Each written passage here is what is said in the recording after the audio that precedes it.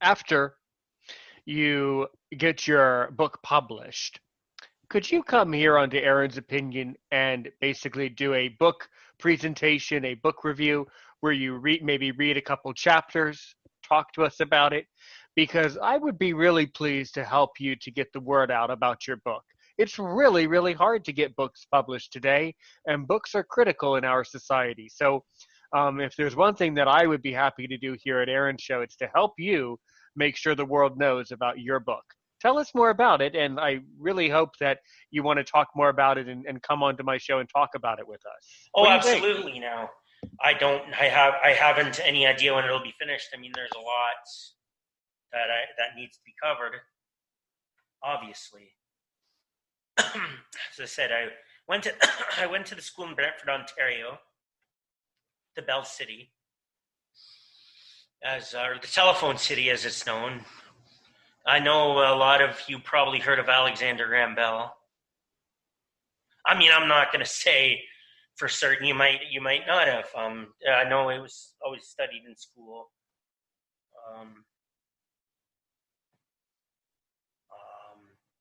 But yes, I would be happy to elaborate on my book. It's called. It's about my time at a Oh, blind by boarding. let me tell. Okay, now listener, and you at home, please understand. So, Robert, before you tell me the title, please, I would say if it's not published, please do not say what the title is, because see, this is why you should publish. You should finish the manuscript first, and then get it all set up, and then come and tell me what it's called, because I wouldn't want someone else to take that title. It can be very hard to get a title, to get something copywritten or copyrighted these days. Hmm. Exactly. No, I wasn't gonna say the title only for the fact that I wouldn't want to raise any eyebrows until the book is published because you never know. And I wouldn't want to be stopped. For legal reasons, I didn't want to mention the book title anyway. Well, fine. Would you like to expand on the experiences that you had at this particular boarding school, as you call it? Many people, by the way, in my country, have a kind of a kind of a fascination with boarding schools. There's something that we hear about in the movies a lot, and in books, and in stories, but Definitely. but oftentimes we don't actually know anyone who's been to one. I did not go to a boarding school. Tell us about it if you want. Okay. No, I actually don't mind at all. But I first like to say, getting back to what you said earlier, you did not in any way offend me at all. I just, when you were discussing, I knew what you meant. You know, but yes, a boarding school is basically a school like, or some people would call it a residential school. You live in like colleges. You live in a dorm, like a college sort of setting. Only, it's I've never been to college myself, so I cannot tell you. But it's basically you live in a residence. You have what they call, well, in my day it was called counselors. They still are, but back in the olden times they were called house parents, house mothers, house fathers. And if any of you who are listening know the old TV show The Facts of Life, or if you watch the reruns as I did, because I'm an avid TV listener. Charlotte Ray, who played a house mother of girls at a New York boarding school called Eastland. I wish I could say it was like that, but no. No, I wish the staff were more like Mrs. Garrett. That was the character's name in the show. But unfortunately, it was like, I don't want to compare it to, indigenous schools, because I know they had a residential. They have residential schools, and as much as I hated my school or being in school, I know they had it more rough, and I don't want to. I know I don't like to.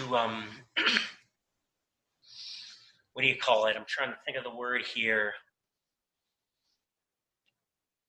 Compare. Well, compare my problems to those who had it worse. It's hard, but at the same time, as we were talking about, another thing that bugs me is when blind people say, "Well, a lot of people are think of how good you have it." I mean, that's true, but I don't like. I really don't like that because I know there are a lot of people that are worse off.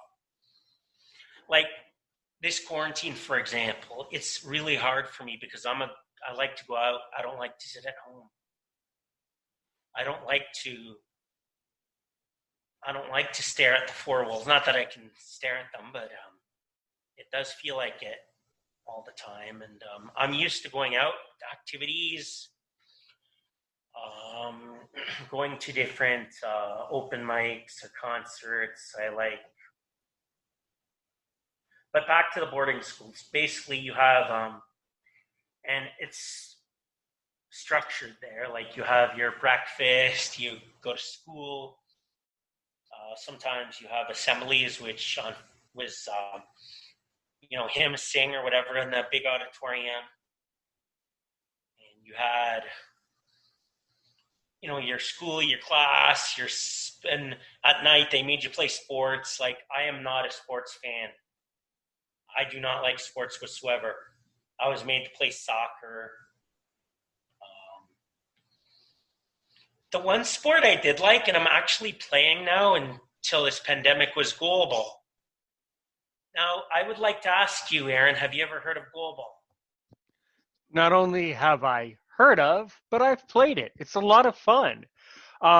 Wherever I am, my community does not really have other blind people, so I'm not really able to play that particular sport. It's really enjoyable, and I think that's great. That you got into some sports, some blind sports and things like that. Yes. And basically, how would you describe goalball to the listener? Oh, basically, it's a ball with a bell. You have to get into the net, basically, and you have to wear like. I gotta tell you, when I first started back up again in the London Goalball League at Princess Elizabeth School, they have two gyms.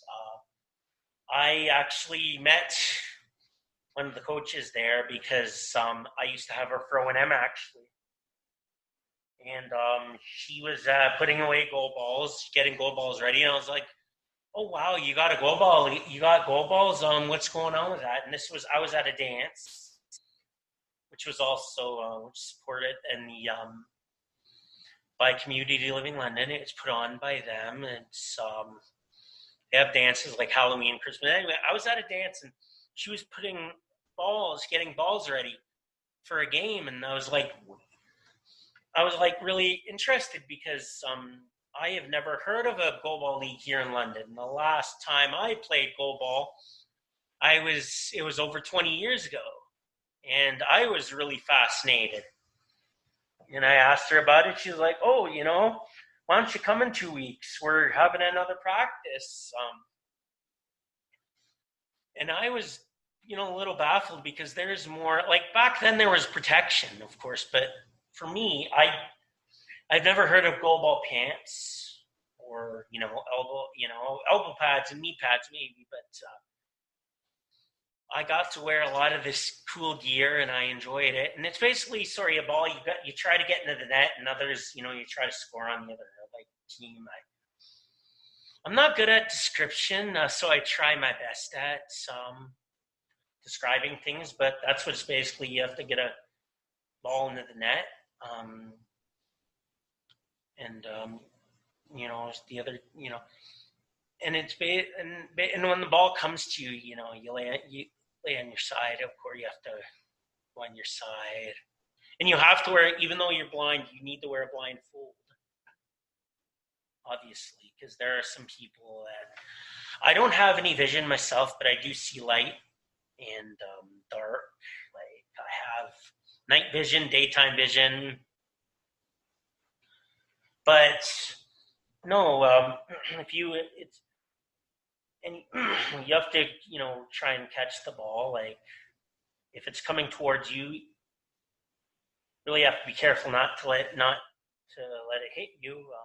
That's why you have the gear, like the pads, the go ball pants that goes over your pants, the elbow pads, knee pads, and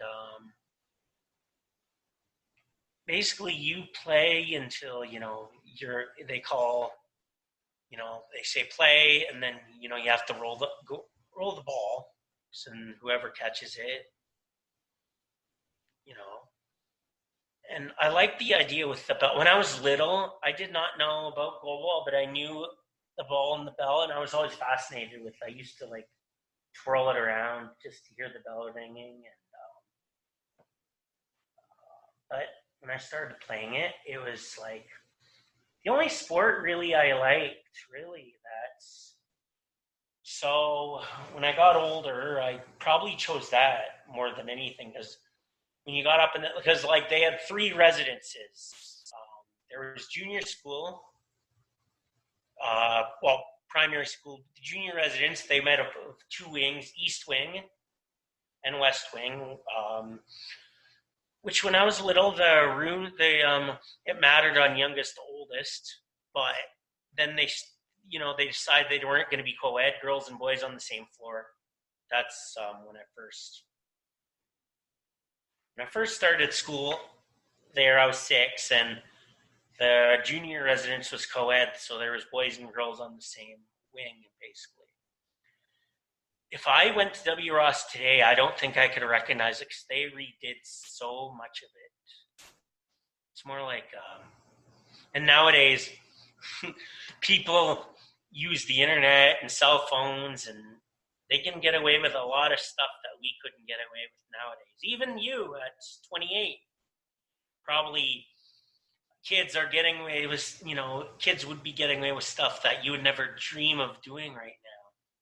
I mean, it's a different world, and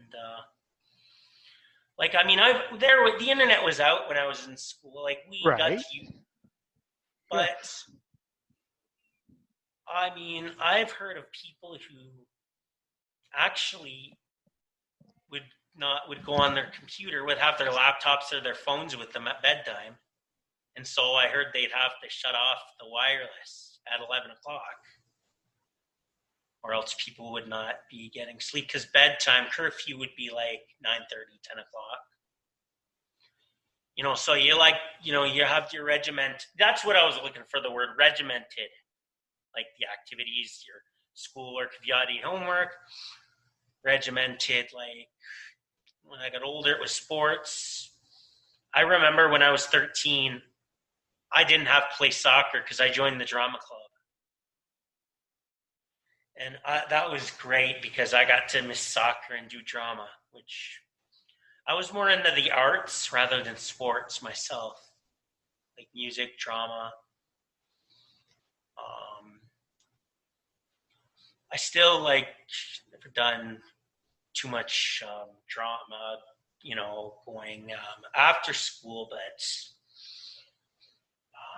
I did a musical theater, not a program, but it was a local theater group. We did a fun little music thing, and I was a part of it, and that was pretty cool to be a part of it and listen to other musicians. I'm one friend who improvises. And really, really interesting stuff. A question popped into my head, and I didn't expect it, so it just kind of popped up in my mind. That's all Um, right. yeah, everything that you said is really, really, really great content, of course. Do you know, or do you feel comfortable talking about why were you sent to this boarding school in the first place?